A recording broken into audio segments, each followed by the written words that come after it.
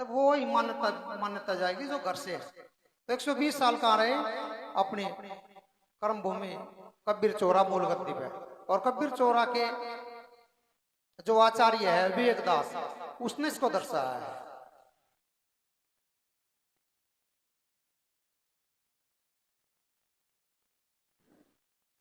Page number 4 पर लिखा है कि स्वयं कबीर साहब का जीवन भी जन सामान्य का जीवन था। वे जुलाहिस थे, कपड़ा बुनने का काम करते थे। श्रम की स्थापना करते हुए आध्यात्म के शिखर पर पहुंच गए थे। इसी श्रम और साधना के माध्यम से उन्होंने आध्यात्म की पराकाष्ठा का मार्ग पाया था। यानी अपना जो कार्यकलाप था उसको करते हुए उन्होंने बता। अब इसमें समझने की बात यह है कि सीधी अब कबीर साहब का जो समकालीन संत हैं उन्होंने कहीं पर भी इस तरह का उल्लेख नहीं किया कि वो कमल के फूल पाए थे। फिर दूसरा क्वेश्चन इसके अंदर ये आता है कि कहते कबीर साहब का शरीर तो था ही नहीं, यानी शरीर नहीं था, सतूल नहीं था, हाड मास नहीं थे। जब था ही नहीं सतूल यानी सूक्ष्म थे। जब सूक्ष्म थे तो उनको लेकर कैसे आए? भाई सतूल को तो लेकर आ सकते हैं, तो सूक्ष्म को किस तरीके से कौन से साइंटिफिक फार्मूले से लेके आए? कैसे उठाया उसको गोद में? बच्चा तो इतना बड़ा था नहीं कि उसकी उंगली पकड़ कर लेकर आ गए। जब वो वहीं पर मिला है तो उस फूल के ऊपर मिला है। तो रियल में कमल का फूल क्या है? वो सतोगुण विष्णु से संबंध रखता है। और बच्चा ना बिकवल में ही बढ़ता है। 3 गुण होते हैं ना, रजोगुण, तमोगुण और सतोगुण। सतोगुण का क्या काम होता है? पालना करने का। तो वो उसका बढ़ोतरी जो हुई वो सतोगुण में हुई। इन्होंने क्या करा? उसको उठा के कमल के फूल पर दिखा दिया। था वो कमल का।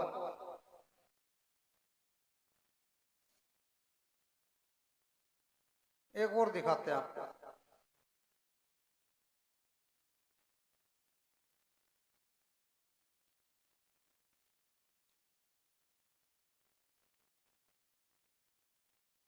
इस किताब के अंदर यह दर्शाया है कि कबीर साहब जब भूमंडल से चले गए उसके बाद उस गद्दी पर जो है सुरती गोपाल दास साहेब थे। सुरती गोपाल दास साहेब कौन थे? सुरती गोपाल दास साहेब पंडित जी थे, सर्वजीत, मतलब उसको बोलते सबको जीत लिया। क्योंकि कबीर सर्वजीत जो पंडित थे उनको वेद का, शास्त्र का, पुराण का ज्ञान था और कंठस्थ था। तो कंठस्थ होने के कारण उन्होंने ब्राह्मणों से इस पर वाद विवाद करा, मतलब विचार करा, ज्ञान गोष्ठी करी और वेद शास्त्रों में ब्राह्मणों को वो हरा दिया उसने, सभी ब्राह्मणों को लगभग। जब हरा दिया तो वो अपने घर पर गए अपनी माँ के पास, कभी सर्वजीत पंडित। तो अपनी माँ को कहने लगे, बोले जी मैंने तो जो ना सभी ब्राह्मणों को हरा दिया है, मेरे को आप विजय सरी का तिलक कर दो। उसकी माँ कहने लगी सबको हरा दिया? हाँ। बोले कबीर को हरा दिया? बोला कबीर क्या है? बोले पहले उसको हरा के आ। उसको हरा दिया तो मैं आपको टिकट वो मतलब तिलक करूंगी। तो सर्वजीत पंडित जी वहां गए कबीर साहब के पास और कबीर साहब से कहने लगे, बोले अगर मेरी माता ने आपको भेजा है, मेरे पास आपको, आपके पास मेरी माता ने भेजा है और कहा कि कबीर साहब से ज्ञान गोष्ठी करके उसको हरा के आओ। तो उसको वेद शास्त्र पुराण का कंठस्थ थे। तो कबीर साहब कहने लगे, बोले भाई मैं तो अनपढ़ हूं, मैंने तो वेद शास्त्र का ज्ञान ही नहीं है। बोला लेकिन मेरी मां ने तो कहा है उसको हरा के आओ। तो कबीर साहब ने वहां साखी बोल ली, वेद हमारा वेद है, हम वेदों में नाई, और जिस वेद से हम मिला वो वेद भी जानत नाई।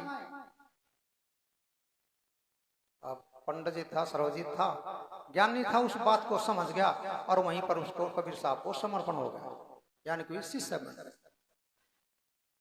जब कबीर साहब भूमंडल से जाने लगे तो उन्होंने क्या करा, सर्वजित जो पंडित था उसी को अपना उत्तराधिकारी बना दिया। कोमलदास साहिब भी कहीं बताते ना, कहीं भी उत्तराधिकारी एक नाद का होता है, एक बिंद का होता है।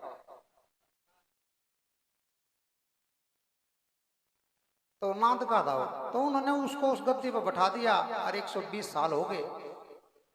जब वो मगर गए, जब उनके पास शरीर था ही नहीं, मगर गए, कहने लगे शरीर छोड़ने गए।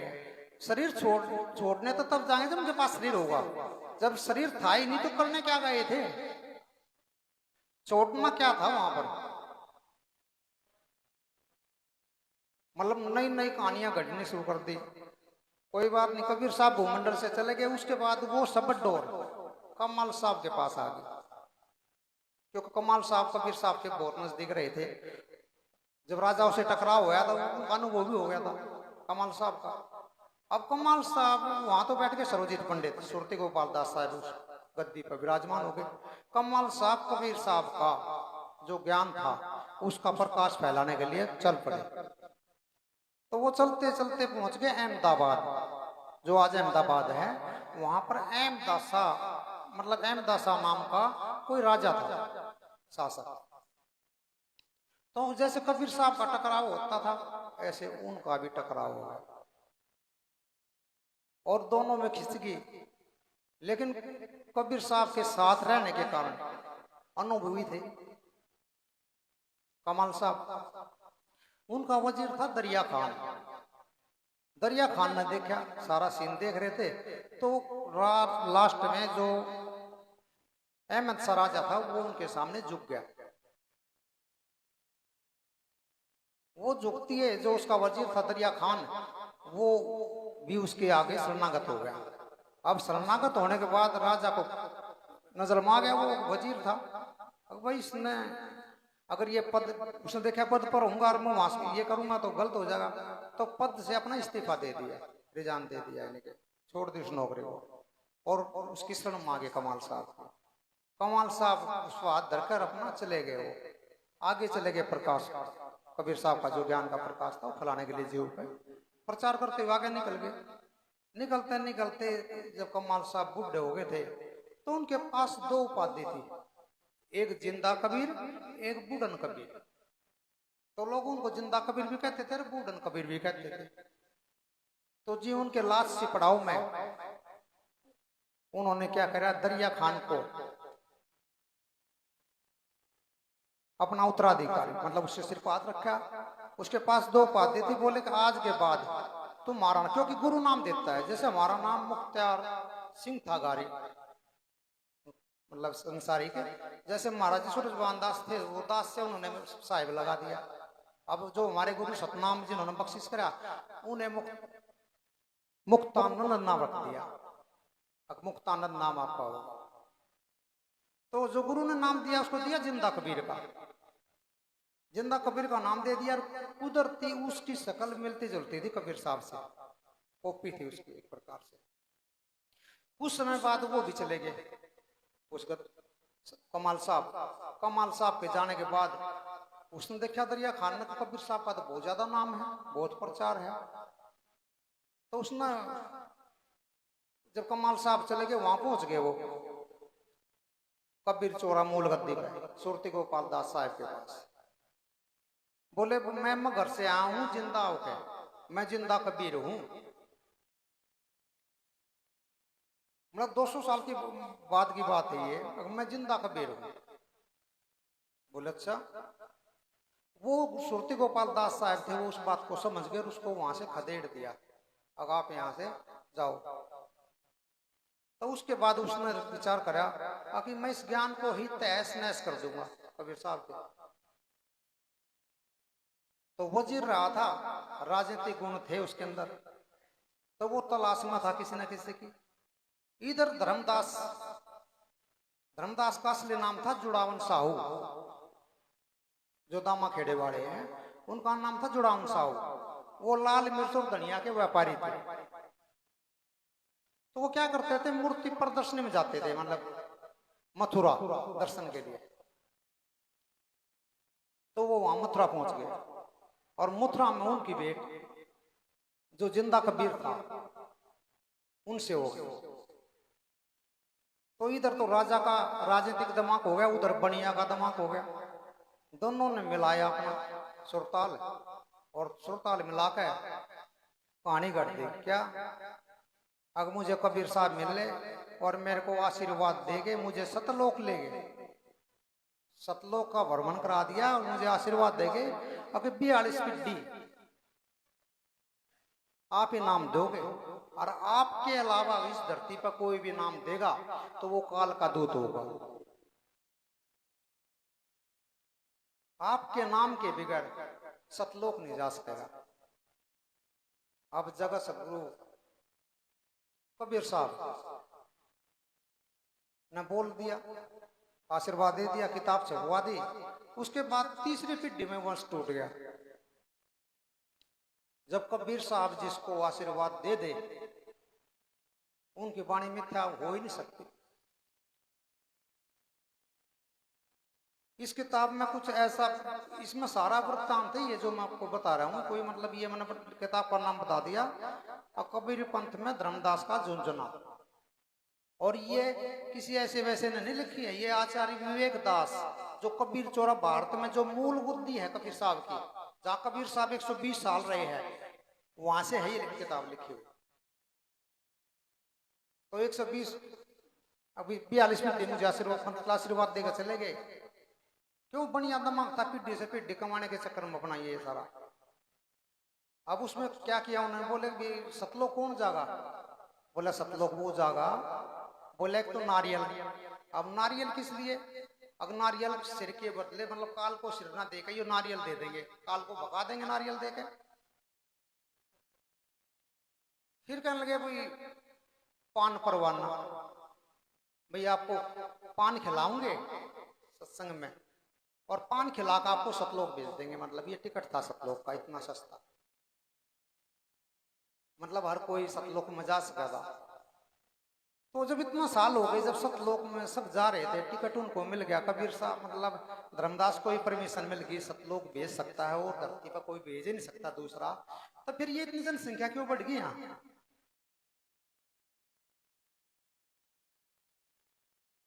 कबीर साहब ने जिसके विरोधी थे वो काम उन्होंने किया। कबीर साहब ने पूरे जीवन मूर्ति का खंडन किया। इन्होंने सबसे पहले उसकी मूर्ति लगा दी कबीर साहब की, उसके नाम से अड्डे से जमा के बैठ गए। कबीर साहब की जो तो 42 पिड्डी का जो था, उसमें कितने बार वंश टूटा? अनेकों बार टूटा। फिर कहानी क्या घट दी? बोले जी इसमें तो हमने पहले लिख रखा था, क्योंकि वो किताब वो हाथ से हैंड राइटिंग होया करती।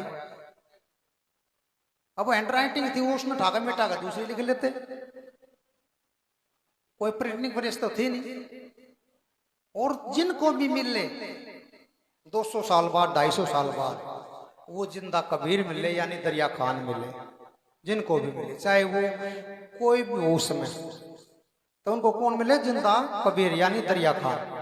कबीर साहब नहीं मिले। और कबीर साहब का अनुराग सागर और बोध सागर के अलावा इस तरह का कहीं पर भी व्याख्यान नहीं है कि वो कमल के फूल को आए थे। अभी मैंने ये जो आपको दिखाया, ये आचार्य विवेक दास का विचार है।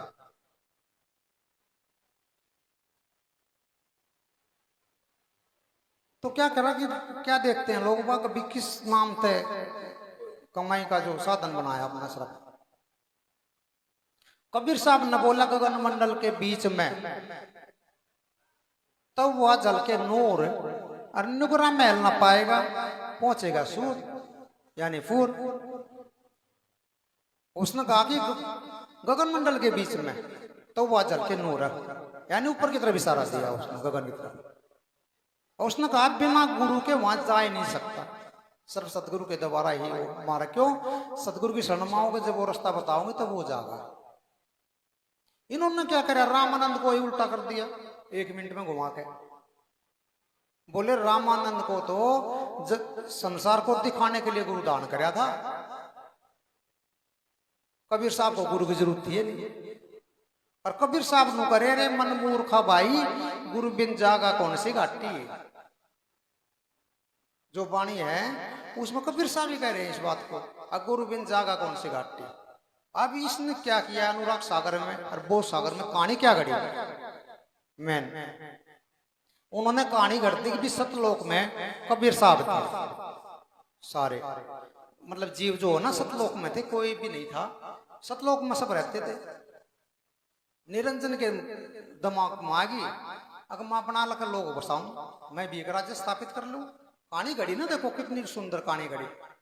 बोले कि मैं अपना अलग एक लोक बनाऊंगा, उस मन स्थापित करूंगा और वहां मैं भी शासन करूंगा उस पर।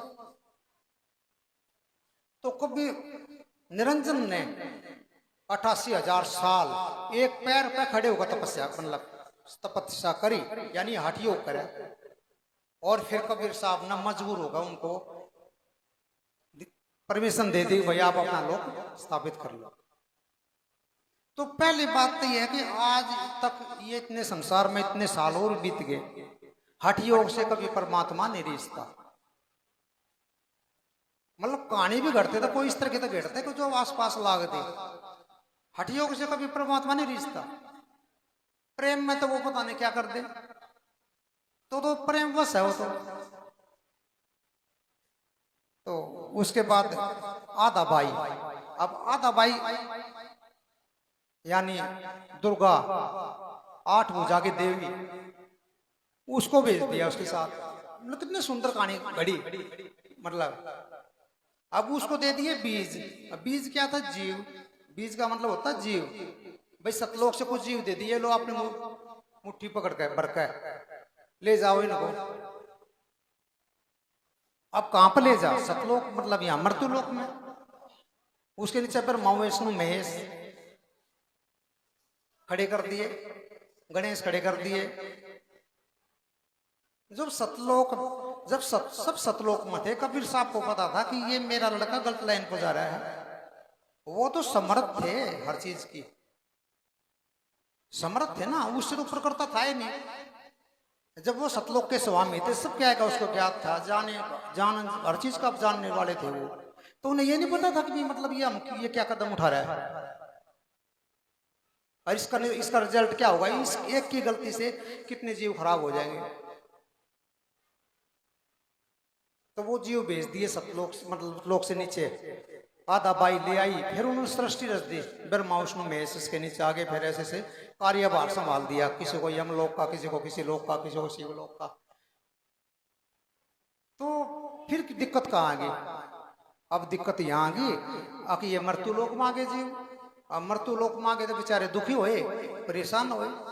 अब दुखी परेशान हुए तो कबीर साहब ना दया आई, मतलब उस समय दया नहीं आई जब दिया, अब आई दया। अको हो मेरे जीव तो फंस गए काल का, और मन निकालने पड़ेंगे। तो इसलिए कबीर साहब ने फिर आना पड़ा, और वो भी 4 युगों में, मतलब 4 युग से लगातार आ रहे हैं कबीर साहब। और जिस धरती पर जनसंख्या बढ़ रही है, घटता रही है ना, तो 4 युग से जब आए थे वो तो जीव वहां है वो। तो कबीर साहब का जो वास्तविक ज्ञान था वो इस पाखंड के खिलाफ था, जो ये उन्होंने कहानी रची ना कि ब्रह्मा विष्णु महेश सरस्वती अष्टभुजा की देवी और निरंजन। वास्तव में काम क्या था, निरंजन जो होता है वो होता है मन। जैसे गोरखनाथ जी थे, गोरखनाथ जी बोलते थे अलख निरंजन, यानी अलख का मतलब होता है जो लिखने में ए जहां लग गया उसके बाद लख गया, तो जो लिखने में नहीं आता। अलख अलख सब कहे, अलख लिखा ना कोई, और अलख लिखा जिसने सब लिखा, अलग लिखा ना होए। अगर जिसने इसको लिख लिया तो फिर सब कुछ गया, बाकी कुछ बचा नहीं। और निरंजन का मतलब होता है मन, और मन का मतलब होता है कुछ और कुछ और कुछ और, क्योंकि उसकी तृप्ति नहीं होती, उसकी इच्छाएं और बढ़ जाएंगी, बार बार बढ़ती रहेंगी बढ़ती रहेंगी बढ़ती रहेंगी। मतलब दुनिया भर की इच्छाएं उसकी मतलब कभी नहीं समाप्त होती मन की। तो रियल में कबीर साहब ने साखी बोली कि 7 दीप 9 खंड में गुरु से बड़ा ना कोई, और करता कर ना कर सके गुरु करे सो होई। तो 7 द्वीप और 9 खंड, जैसे गुरुमुखों को तो पता ही होता है, 7 द्वीप जो होते हैं वो पाताल के होते हैं, नीचे की तरफ के, कोमल साहब बैठे हैं, और 9 खंड ऊपर के होते हैं, आकाश की तरफ के। तो कबीर साहब ने कहा कि 7 द्वीप 9 खंड में गुरु से बड़ा ना कोई, मतलब इसका मतलब सतगुरु को, जो सतगुरु पद है उसको अटल ठहराया है कबीर साहब ने। 7 द्वीप 9 खंड में गुरु से बड़ा ना कोई, और करता कर ना कर सके गुरु करे सो होई।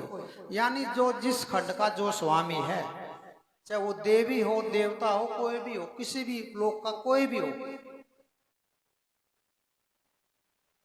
वो सब कबीर साहब मतलब करता कर ना कर सके गुरु करे सो होई। यानी जो गुरु महाराज चाहोगे वही होगा। यानी सतगुरु का पद ऊपर का बता है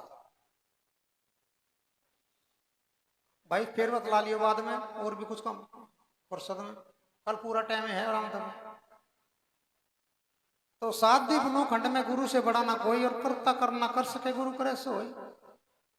क्योंकि इसका मतलब 9 खंड से ऊपर गुरु का स्थान है।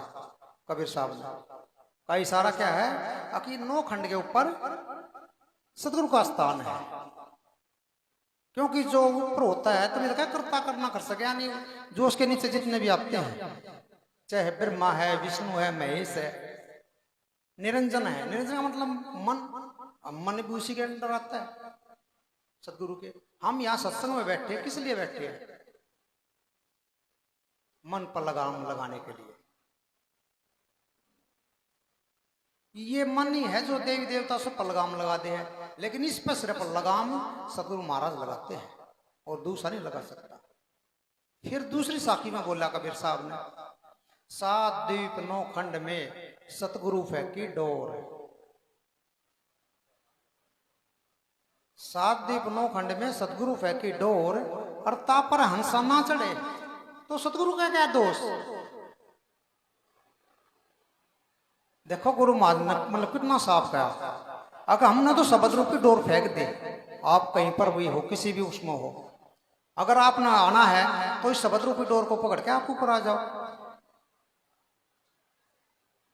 कबीर साहब ने साखी बोल ली, उसके बाद और साखी बोली, जाप मरे अजपा मरे,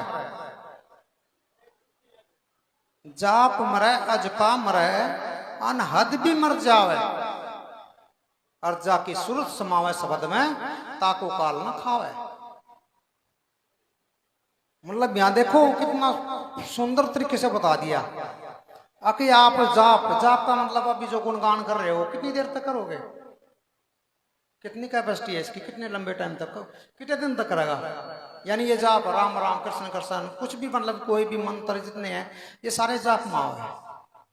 तब वो नु कहे अब जब सदगुरु की मार्ग शरण में आओगा तो पहले आपके जाप छूटे जाएंगे, और जाप छूटने के बाद आपके पास गुरु महाराज अजपा देंगे, और अजपा से फिर अनहद के बारे में ज्ञान आपको होगा, और अनहद के बाद सूरत शब्द का मेल होगा जब अपने स्थान पर जाएंगे। ये सोच रहे कि मतलब एक पान खिला दिया और सतलोक पहुंच गए। मतलब कितना कबीर साहब ने कितना समझाया जीव को। कहा कन फूकेगा गुरु हद का, बेहद का गुरु और बेहद का गुरु जब मिले लखे ठिकाना ठोर।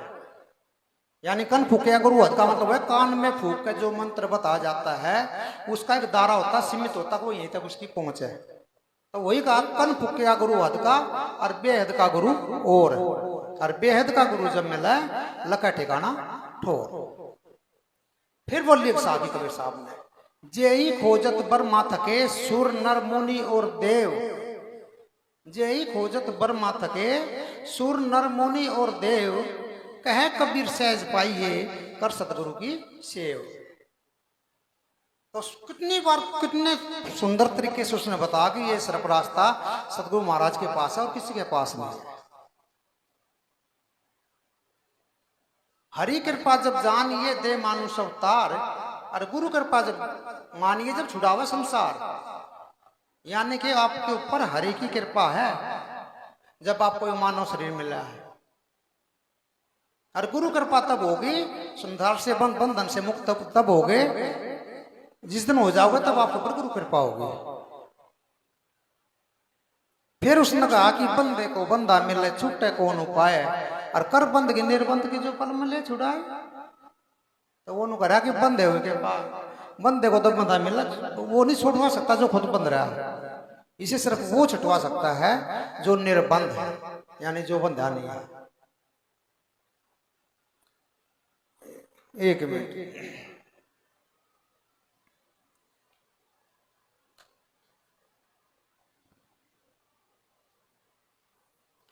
कबीर साहब ने साखी बोली, बिन देखे हुआ देश की बात करे जो कूर, और आप तो कूर खात है बेचत कर कुकूर।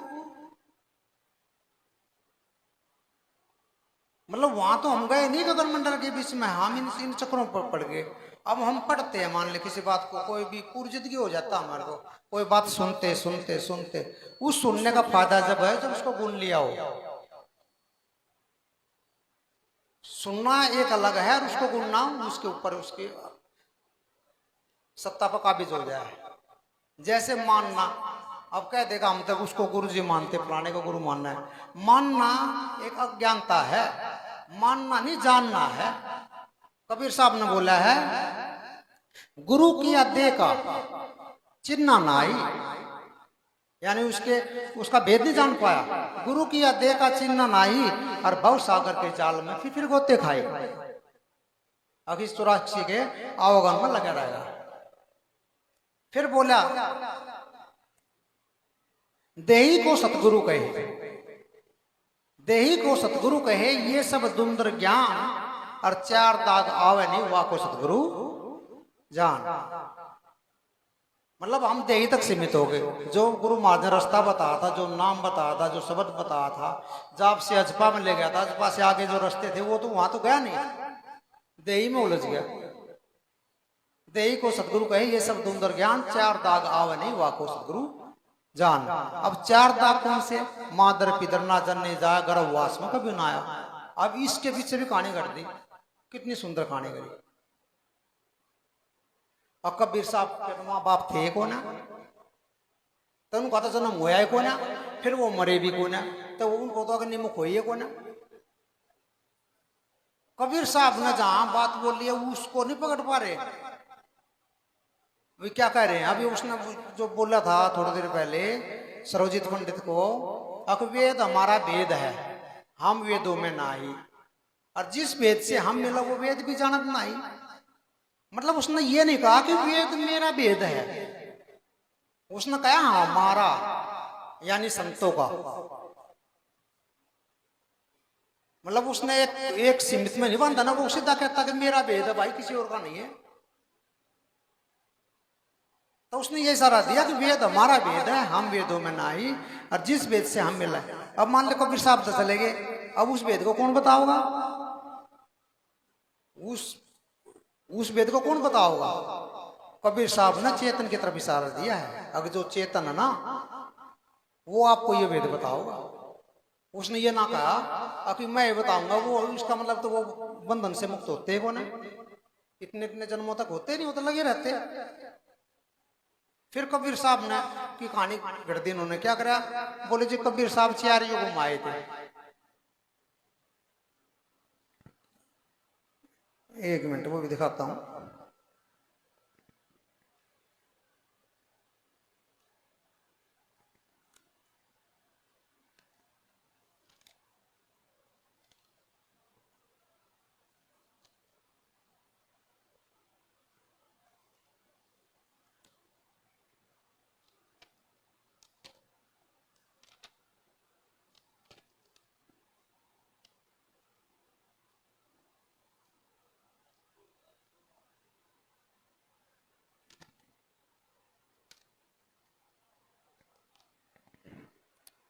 सतगुरु की प्यारी सात संगत भाई कमरे वाले यहाँ लिया गया। फिर सोचते हैं कि अपने पास से कुछ बोल रहा होगा, इस पर थोड़ा नजर मार ले।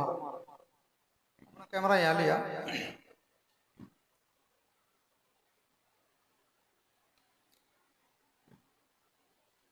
अवतार विरोधी कबीर को ही बता दिया अवतार।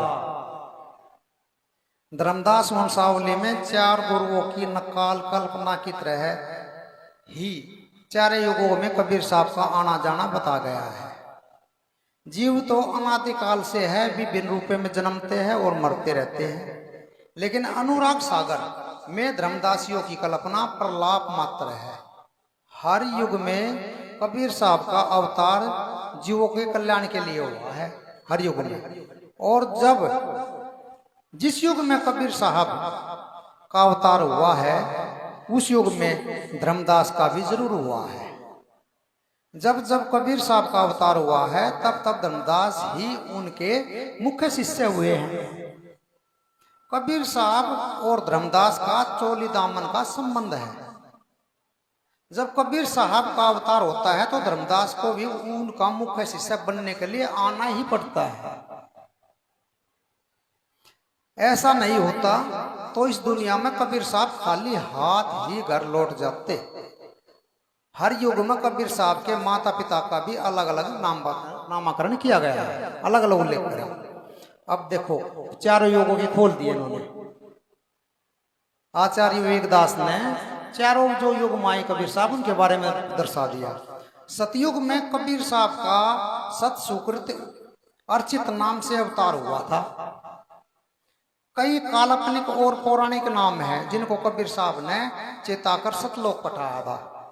एक काल्पनिक नाम यानी गढ़ा हुआ नाम, काल्पनिक कल्पना करके झूठा राजा भोगल, जिनके घर पर कबीर साहब ने विधिवत चौका आरती करके उनको सतलोक का टिकट जारी किया है।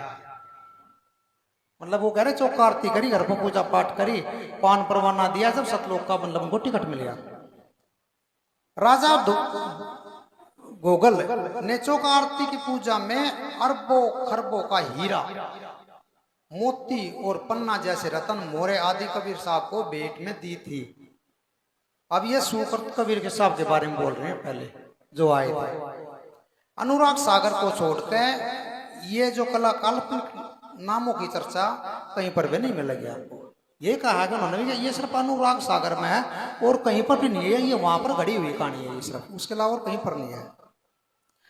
सतयुग में कोई सेमरी गवालिन थी जो कबीर साहब यानी उस युग के सत सुकृत की परम भगतनी थी। कहानी घड़ी ना भैया, मतलब गवालिनी थी। गरुड़ से लेकर फिर माँ विष्णु शंकर को चेताकर, देखो ज्ञान किसको दिया, गरुड़ को भी, ब्रह्मा को भी, विष्णु को भी और शंकर को भी चेताकर, और इनके घरों में चौका आरती करके, मतलब बिना चौका आरती नहीं हो सकता था, चौका आरती करके सबको कबीर साहब ने पान परवाना देकर यानी पान खवा कर सतलोक के लिए पार्सल कर दिया था।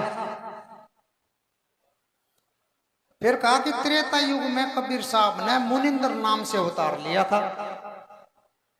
मुनिंद्र यानी कबीर साहब ने सबसे पहले रावण की पत्नी मंदोदरी को चेताया था। देखो कहां पहुंच गए। मंदोदरी मतलब रावण की पत्नी मंदोदरी को चेताया था और रावण को भी पान परवाना देकर सतलोक का टिकट मुहैया कराया था। जब सतलोक में पहुंच गया था फिर राम के हाथ तक कौन मरा, उनका सतलोक का टिकट मुहैया कराया था। त्रेता युग में कोई मधुकर नाम से काल्पनिक व्यक्ति है। फिर मतलब यूं कहा कि एक और नाम तैयार कर दिया मधुकर, यो भी कल्पना थे, मतलब गढ़ के नाम बना के तैयार करके।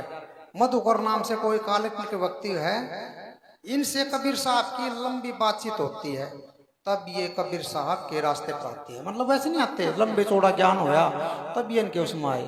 थोड़ी आवाज भाई दर्रा रही है, इसको थोड़ा सेट करो। रास्ते पाते हैं। अंत में बाद में इन्होंने क्या करा, इन्होंने भी चौका आरती का पान परवाना लिया था, मतलब चौका आरती करवाई और पान लिया। तब ये सतलोक किसको नहीं भाएगा, नो भाई किसको अच्छा नहीं लगा सतलोक जाना, सब सतलोक जाना चाहे। और इतने सस्ते में सतलोक का नजारा मिल जाए, एक पान परवाना एक चौका आरती कर सतलोक जाता हो, इतना सस्ता मिल जाए, इतने सस्ते में सतलोक का नजारा मिल जाए तो कौन नहीं वहां का आनंद उठाएगा। राम लक्ष्मण सीता हनुमान आदि ने भी अपने घर पर चौका आरती कराई थी। अब देखो हनुमान ने कराई, राम ने कराई, लक्ष्मण ने कराई, सबने करा दी, क्योंकि इन लोगों के जीवन में परेशानी ज्यादा थी, विपत्ति थी ना, बाधा थी, इसलिए कबीर साहब को बुलाया वहां जिस भी रूप में थे। भाई आप हमारे घर पाओ, एक चोर तक चौका आरती करो, पान परवाना दो, हमारा मतलब समाधान करो। मतलब कैसी कैसी कहानी कर दी। ये तो इसने दिखा के अवतार भी दो दी, कबीर को ही बता दिया अवतार। अब देखो धर्मदास का झुंझुनू नाम है। एक और चीज दिखाता हूं आपने,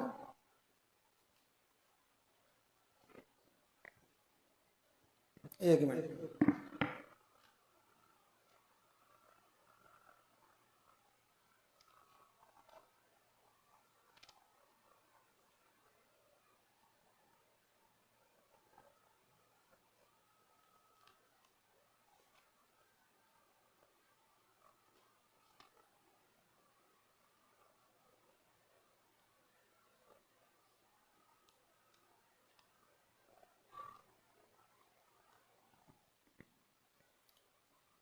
सदगुरु की प्यारी सात संगत, चार बताए गुरु अनुराग सागर के अनुसार, जो उनका किताब अनुराग सागर है, बहुत सागर, उसमें बताया कि चार गुरु बताए गुरु, तीन फर्जी और चौथा महाफर्जी। मतलब तीन तो नकली और वो चौथा महानकली। अनुराग सागर की तरह ही इनकी एक किताब अंबु सागर है। नकाल किताब में वंशावली के चार गुरुओं की कल्पना की गई है। उस किताब में ये चार गुरु के नाम लिखे हैं। एक गुरु जड़ाउन साहू है। जड़ाउन साहू का मतलब हो गया धर्मदास, जो लाल मिर्च का व्यापारी था, जिनका नाम धर्मदास रखा गया था। और तीन गुरुओं का नाम अभी कोई, तीन गुरुओं को अभी कोई अता पता नहीं है। मतलब जो इन नाम दे दिए वो अब तक धरती पर आए ना लिया आज तक, वो ये कह रहे हैं। अब क्या करें, धर्मदास का नाम चारों गुरुओं में चौथे स्थान पर है। इनके तीन गुरु अभी कल्पना के गर्भ में मंडरा रहे हैं, यानी पैदा भी ना हो रही है अभी तक, कल्पना कल्पना में पैदा हो रही है, कल्पना कर रहे हैं। इन तीनों गुरुओं का वर्णन अंबु सागर में इस प्रकार है। इसका बता दिया किस तरीके का है। बोला बक्के जी का 27 वंश, जैसे ये न कहा ना कि धर्मदास का 42 वंश, यानी 42 पीढ़ी आशीर्वाद देगी। तो ये कहने लगे बक्के जी आऊंगे, बंके जी आऊंगे और वो 27 पीढ़ी तक नामदान देंगे। बंके जी का 27 वंश और सहते जी का 7 वंश, यानी 7 वंश 7 पीढ़ी उसके नाम देगी। और चतुर्भुज 16 वंश, यानी जो 4 भुजा वाले नारायण है वो कहने लगे 16 पीढ़ियां उसके नाम देगी। वंश इन गुरुओं का नाम काल्पनिक और मनगढ़ंत है, क्योंकि आज तक ये कबीर साहब ने कितने हो गए, आज ये देखो कितने साल हो गए, धर्मदास ने हो गए कितने साल, आज तक तो आए नहीं, कहीं पर भी पैदा नहीं हुए। तो ये सारे मनगढ़ंत है। इन तीन नामों की कल्पना धर्मदास की ख्याति बढ़ाने के लिए की गई है। क्यों की है, अब भाई एक तो यहाँ पैदा हो गया, एक उस दिशा से आएगा, मान ले पूर्व से कह दे, पश्चिम उत्तर दक्षिण, एक जैसे एक दिशा से एक आ गया तो 3 दिशा बाकी रहेगी। अब जीव फंसना कैसे आएगा उसके चक्कर में, वो सोचेगा यार कदे मेरे घर पे पैदा हो जा, मेरे घर में पैदा हो, 7 पीढ़ी मेरी ना नाम देगी। उनको जोड़ने का एक मतलब बढ़िया तरीका लगा दिया, भाई ऐसे नहीं आओगा, ये ऐसे आ जाएगा इस तरीके से। तो 3 गुरुओं की कल्पना धर्मदास की ख्याति बढ़ाने और फैलाने के लिए की गई। इस किताब में धर्मदास की ऐसी महिमा गाई गई है जैसे दुनिया में ऐसा गुरु कहीं और पैदा ही नहीं हुआ है और न कभी होगा। फिर क्या बोला, 4 गुरु संसार में धर्मदास बड़ा अंश, साखी लिख दी ना, कितनी बढ़िया तरीका है। मुक्ति राज लिख दिए हुए अटल 42 वंश। जब अटल 42 वंश थे, यानी वो चूक नहीं सकता, अटल तब का अर्थ समझ में आता होगा, जो टल नहीं सकता, तो फिर तीसरी पीढ़ी में क्यों टूट गया।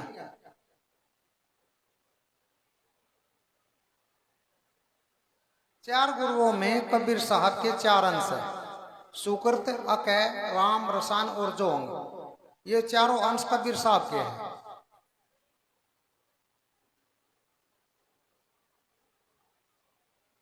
मतलब ये जो इसके बारे में दिया वही दिया जो भी मैंने इसको बता दिया कि ये इतनी फिड्डी नाम ये देगा, इतनी फिड्डी ये यहाँ पैदा होगा तो ये नाम देगा, इतनी फिड्डी ये देगा। सिर्फ ये कहानी घड़ी है। ये क्यों घड़ी है? अब ताकि लोग इस चक्कर में मतलब लोभ मांग है या किसी प्रकार से भगत बन जाएंगे और फिर तुम्हारी अपनी दुकान चल रही बढ़िया, तुम्हारे पास आऊंगे, इस चक्कर में आऊंगे। वो तो भगत आए, वो तो साधे बेचारे, वो उनके अंदर छल थोड़ा था, छल तो इसके अंदर था, धर्मदास के अंदर।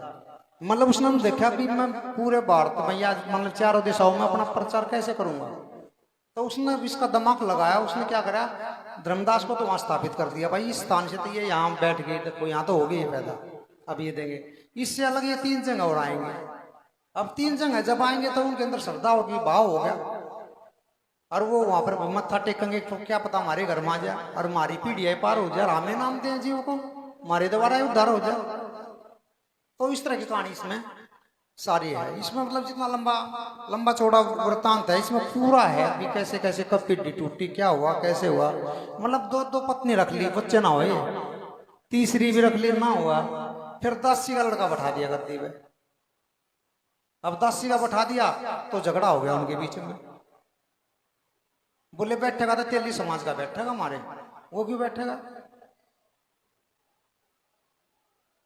तो फिर इन कहानी को उस टाइम प्रिंटिंग प्रेस तो थी नहीं, वो उठा गए, बोले उसमें पहले लिख रखा है ये वंश टूटेंगे।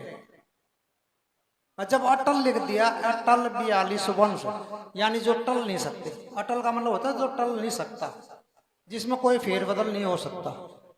जब जिसमें कोई फेरबदल ही नहीं हो सकता तो फिर उसमें उस लिखने का महत्व क्या रहेगा।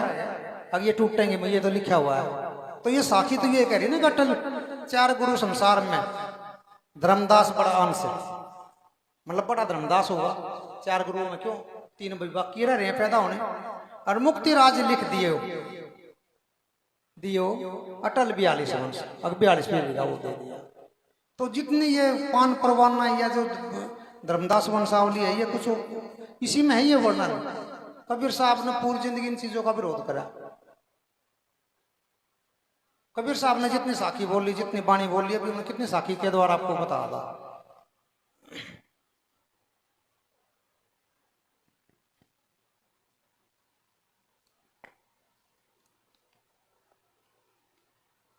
कबीर साहब ने बोला जहां काम है, काम पर बोला, जहां काम है वहां नाम नहीं, और जहां नाम है वहां नहीं काम। मतलब जहां काम है वहां नाम नहीं है, और जहां नाम है वहां नहीं काम।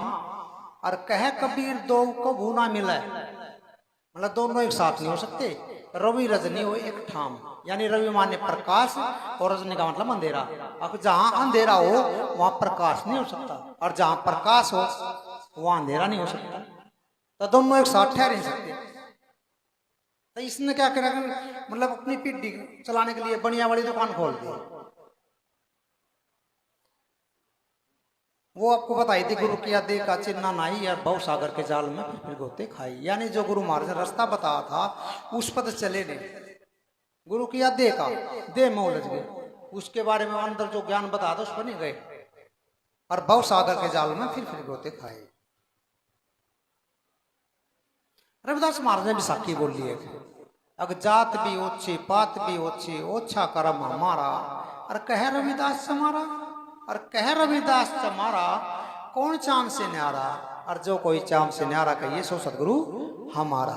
यानी जो सदगुरु का इशारा है वो चांद से अलग बता है। लेकिन ये उसको पाने के लिए इस चेतन सत्ता में तो आना ही पड़ेगा, इसकी शरण में, इसके बगैर नहीं पा सकता उसको।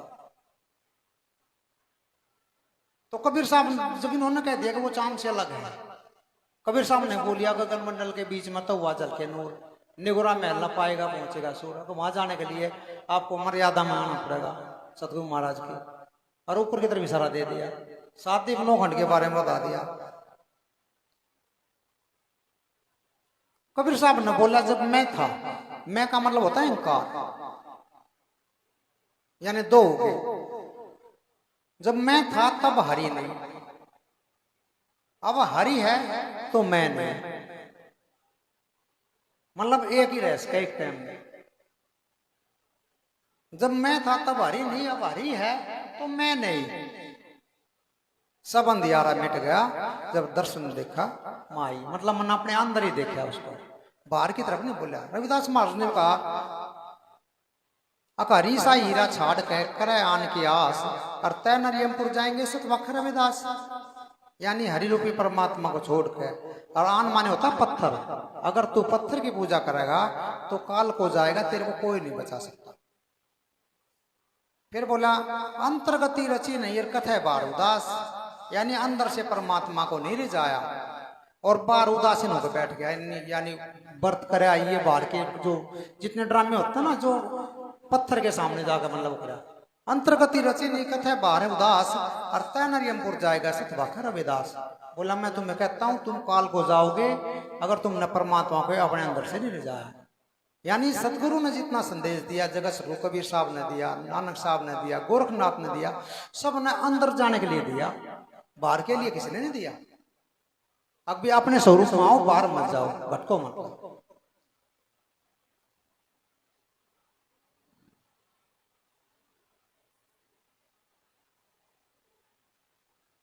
रियल में जो संत होता है और जो सतगुरु होता है वो संदेश देता है। नो कहा संत कहे गुरु पूजिए, अगर वाक्य में संत है तो वो उसको गुरु मर्यादा बताओगा। अगर अपने गुरु महाराज का जो है ना उस मर्यादा बचा। संत कहे गुरु पूजिए और गुरु कहे संत पूज। अगर गुरु होगा तो वो नूना कहेगा तू मेरे में फंस रही है, मैं इसे पूछूं, मैं पार लगा दे। वो कहेगा तेरे घर पर द्वार पर संत आवा है तो उसका निरादर मत कर, इसका मान भाव सम्मान करिए। अगर वाक्य में सदगुरु है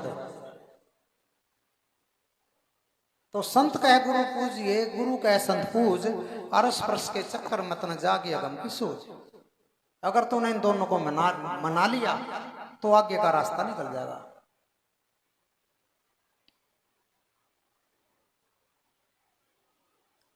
निरंजन ने तो देखो एक टांग पकड़ा हो गया, 88,000 साल तपस्या करके कबीर साहब को मना लिया कानीगढ़ के। लेकिन कबीर साहब कह रहे हैं यह घर है प्रेम का, खाला का घर माई, और शीश काट भूमि धरे तब बैठे घर माई। मतलब कैसे मिला? प्रेम से। यह घर है प्रेम का, खाला का घर नहीं। खाला का मतलब मुझसे, मुझसे होता है सर। और शीश काट भूमि धरे तब बैठे घर माई। अब भाई ये तो चुराना ही पड़ेगा तेरे को, मतलब समर्पण करना ही पड़ेगा। शीश काट भूमि धरे, शीश काट भूमि धरे ऊपर रखे पाओ, और कहे कबीर ऐसा हो तो आओ। नु बोला भाई अगर मेरे से मिलना है, दम है, तो नु कहे शीश काट भूमि धरे और ऊपर रख पाओ, और कहे कबीर ऐसा हो तो आओ। बोला आ जाओ मैं मिल जाऊंगा तुम्हें, लेकिन ऐसे नहीं मिलूंगा।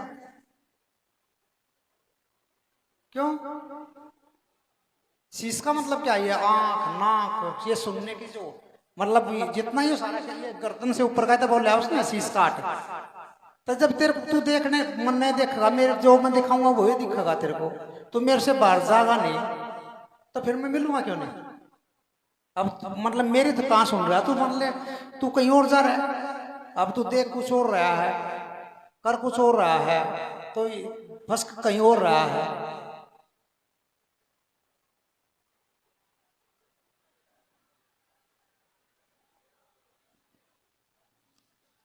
गोरखनाथ महाराज ने भी, जैसे कबीर साहब ने पढ़ा 9 खंड, गोरखनाथ महाराज ने भी एक बाणी बोली थी ना, पहले भी लगाई हो बाणी हमने। काया गढ़ में करी चढ़ाई सुरसैल की ओट, और 9 दरवाजे तोड़ गिराई मारी शब्द की चोट। यानी 9 खंड, 9 दरवाजे तोड़ गिराई मारी शब्द की चोट। रावलिया बट्टे छावली छाई, 5 तत्व 3 गुणों ने मिलकर गढ़ पे करी चढ़ाई। अभी सामने कोई बात चल रही थी तो क्या कह रहे हैं गोरखनाथ जी के 5 तत्व और 3 गुण, रजोगुण, तमोगुण और सतोगुण, गढ़ पे करी चढ़ाई। और ऊपर सतगुरु सैन बतावे लखावे फौज के लिए चढ़ आई। रावलिया बट्टे छावली छाई। आसन मार अडिग हो बैठे सथिर, यानी कोई भी फेर बदल नहीं, जो कर दिया जो निश्चय कर लिया वही था। आसन मार अडिग हो बैठे तब संत पातशाही पाई, मतलब तब वो कहा कि संत बादशाही तब पाई है जब आसन मार अडिग हो बैठे तब संत बादशाही पाई और 9 खंड में हुक्म जमाया। अब कबीर साहब ने 9 खंड का बोला था, अब 9 खंड में हुक्म कौन जमा होगा? जो उससे ऊपर होगा 9 से। कबीर साहब ने 9 खंड में बोला था। अभी प्रसाद दीप 9 खंड में सदगुरु पैकी डोर, अर्ता पर हंसा ना चढ़े तो सदगुरु का क्या दोष? तो यही इसलिए उन्होंने बोला अगर 9 खंड में हुक्म जमाया ऐसी अदल अलाही, रावलिया बट्टे छावली छाई। ज्ञान का गोला बरसा, ज्ञान हो गया ना, ज्ञान का गोला बरसा अकम की तोप चलाई, सारे हथियार लिए बैठा था क्योंकि संत बादशाही पाए 9 खंड का से भी ऊपर जाकर बैठ गया। तो ज्ञान का गोला बरसा अगम की तोप चलाई और सत शब्द का सैल उठाया, सत शब्द का सैल उठाया, जमड़ा की फौज भगाई। रावलिया बट्टे छावली छाई। गुरु मछंदर पूरा में लिया, देखो गुरु मछंदर पूरा में लिया, साची सहन लखाई और गोरखनाथ गुरा के शरण गुरु बिन रहा ना पाई। यानी इन्होंने भी सतगुरु महाराज को ही सर्वोपरि बताया है। जो कबीर साहब ने बताया वही गोरखनाथ महाराज ने बताया। मतलब पूरे जीवन में हम जब कल अपना दुकान चलाने के लिए दूसरे संत को पाताल में धकेल देंगे, 1 मिनट में क्यों धकेल देंगे पाताल में? अपनी दुकान चलानी है, नू कह देंगे गोरखनाथ को था ही नहीं, उसको तो ज्ञान नहीं था, ये नहीं था, वो था, नीचे था, नीचे बना देंगे उसको, समकालीन संत हो। लेकिन ये जो वाणी कह रहे हैं गोरखनाथ ने जितने भी वाणी बोली है, हर वाणी के अंदर शरण मछंदर जति गोरख बोले, यानी जितनी बात बोली है गुरु महाराज की शरण में रहकर बोली है। और कबीर साहब ने भी सदगुरु को सर्वोपरि बताया है, गोरखनाथ ने भी सर्वोपरि बताया है। अब जगत सदगुरु संत श्री रविदास महाराज, उन्होंने भी उसी को बताया। बानी थी अनहद की धुन न्यारी, साधो भाई अनहद की धुन न्यारी। कबीर साहब ने बोला जाप मरे अजपा मरे अनहद भी मर जाओ। अब ये अनहद में बोल रहे हैं रविदास महाराज, नो कहे अनहद की धुन न्यारी, साधो भाई अनहद की धुन न्यारी। और खेल ले संत खिलाड़ी, साधो भाई खेल ले संत खिलाड़ी। खेल ले कोई संत नहीं, जब संत हो गया तो पूर्ण हो गया, कोई बढ़ क्या रह गया? ये तो हमने मिला दिया उसके अंदर, कोई कोई कोई क्यों खेल लगा? जब संत की पदवी पाया गया, 9 खंड से ऊपर जाकर बैठ गया है, तो फिर तो संत आ गया। तो अनहद की दुनियारी, 7 दीप 9 खंड, जो कबीर साहब ने बोला ये इन्होंने बोला 7 दीप 9 खंड, इन कामों बड़ा भारी। क्यों? इनके राजपाटियां लुट्टे पिट्टे थे, सब कोई छोड़कर राज्य नहीं, आगे कोई सत्ता छोड़कर राज्य है। कितना आ जाओ और भी आ जाओ और भी, फिर ये हो जाए, ये हो जाए, वो हो जाए। मतलब यहाँ में सोचा मैं कितने 1000 साल तक कोई ना जाना चाहता, कितना दुखी हो परेशान हो बैठा रहेगा, खासे जाएगा कुछ भी हो जाए, लेकिन वो बैठा बैठा देखे जाएगा, करना धरना कुछ नहीं है।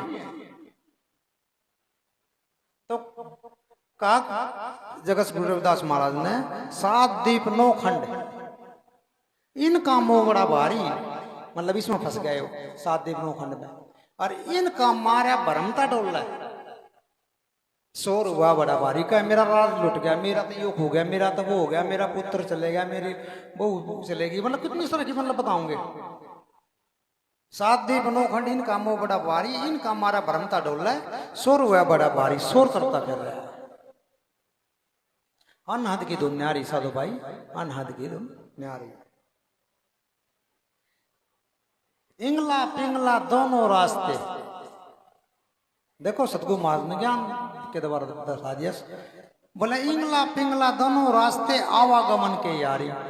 भाई एक आवा तो एक जावा है, इंगला पिंगला दोनों रास्ते आवागमन के यारी, और 5-2500 पीछे छोटी चढ़ सूरत अटारी। अनहद की दुनियारी साधो भाई, अनहद की दुनियारी, यानी 5-25 भी पीछे छूट जाती है। कब? जब सबद सुर का मेल होता है।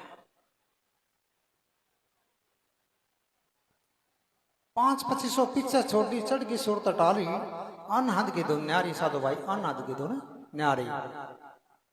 जैसे कछुआ समेट आप में, देख अब ज्ञान दर्शाया महाराज ने, बोले जैसे कछुआ समेट आप में तन को ले दुबकाई, उसमें कवर हो जाता ना कछुआ अपने उसमें, तो बोला जैसे कछुआ समेट आप में तन को ले दुबकाई, ऐसे ध्यानी रहे ध्यान में, ध्यान धनी संग लाई। अब वो ध्यान लगाओ, वो अपने आप में समेट रहे हैं कछुए की तरह, और जो मनमुखी है वो बाहर की तरफ दौड़ रहे हैं। तो जैसे कछुआ समेट आप में तन को ले दुबकाई, ऐसे ध्यानी रहे ध्यान में, ध्यान धनी संग लाई। अनहद की धुन न्यारी साधो भाई, अनहद की धुन न्यारी।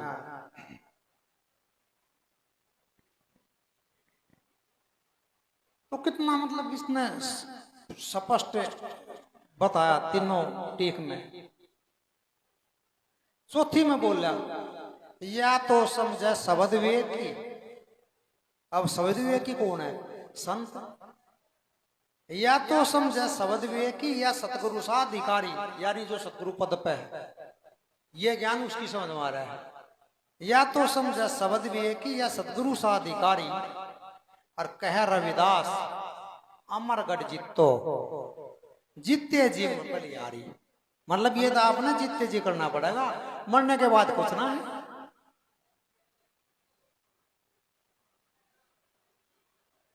मतलब कहा ना कि या तो समझा शब्द विवेकी या सतगुरु साधिकारी, मतलब इन्होंने भी सतगुरु महाराज को सर्वोपरि को उपाधि दी है।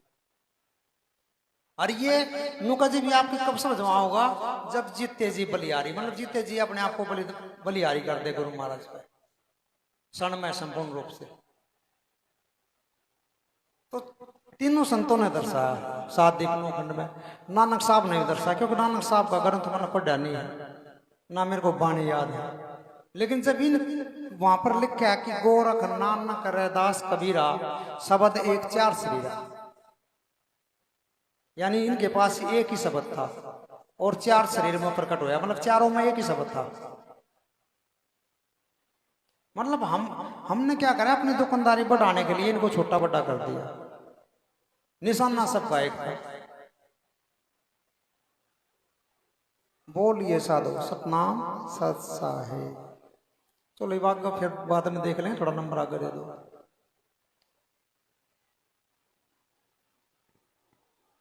हाँ एक साखी और थी।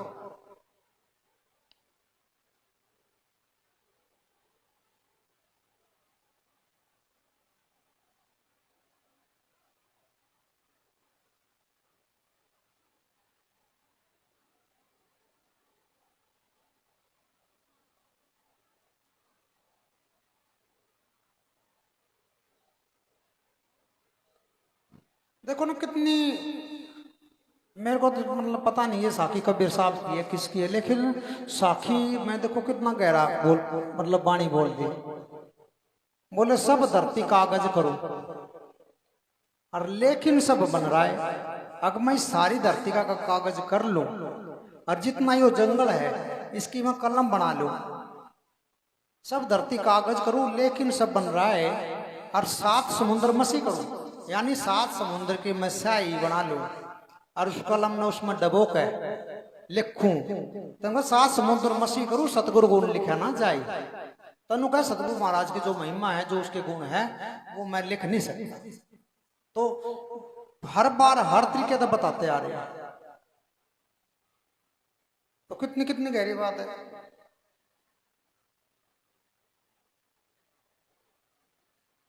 एक मिनट।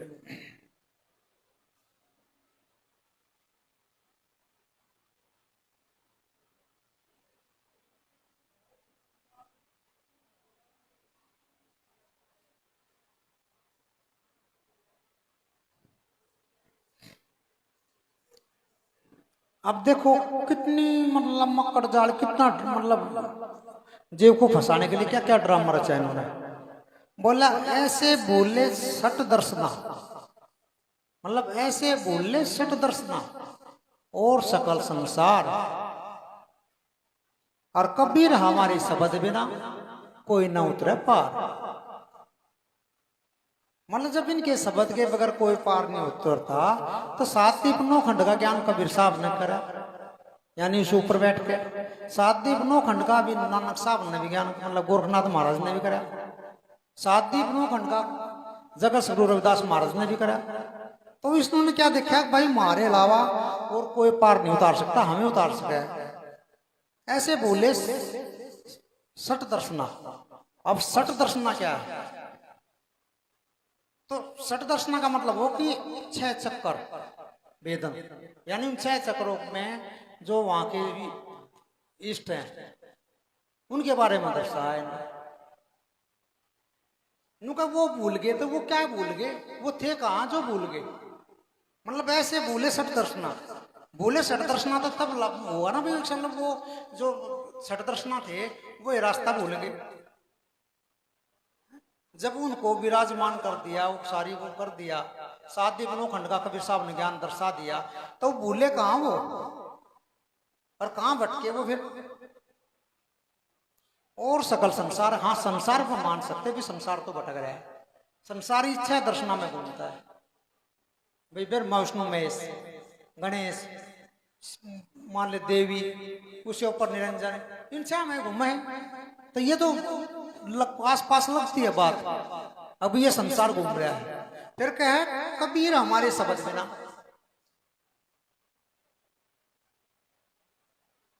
कोई ना उतरे पार। शब्द के बारे में कबीर ने कहा है कि गुरु गुरु में भेद है। गुरु का मतलब ही शब्द होता है। गुरु गुरु में भेद है, गुरु गुरु में भाव, और 100 गुरु नित बंदिए जो शब्द बताओ दाओ। यानी जो आपको शब्द रूपी दाव बताता है वो सतगुरु है। कबीर साहब ने कहा है ये बात खुद। कबीर साहब ने कहा है गगन मंडल के बीच में तो हुआ जल के नूर। अगर यो हमारे शब्द के बिना पार ना उतरे थे तो यो क्यों बोलना गगन मंडल के बीच में तो हुआ जल के नूर, और निगुरा महल ना पाएगा पहुंचेगा सूर, क्यों बोला? अगर इनका ही शब्द था तो फिर क्यों इशारा दे रहा है? अब भी आपको सतगुरु शरण में जाना पड़ेगा, और सतगुरु तरफ इशारा देकर बता दिया गुरु किया दे का चिन्ना नाई, और बहु सागर के जाल में फिर होते खाई। मतलब गुरु का ही बता दिया दे को सतगुरु का ये शब्द अंतर ज्ञान चार दाग आवनी वा को सतगुरु जान। अब नुका पानी से पैदा नहीं, ये तो साखी है। अब पानी से पैदा नहीं, समासा नहीं शरीर, और अनहार करते नहीं ताका नाम कबीर, ये तो बोल रहे हैं मैंने साखी।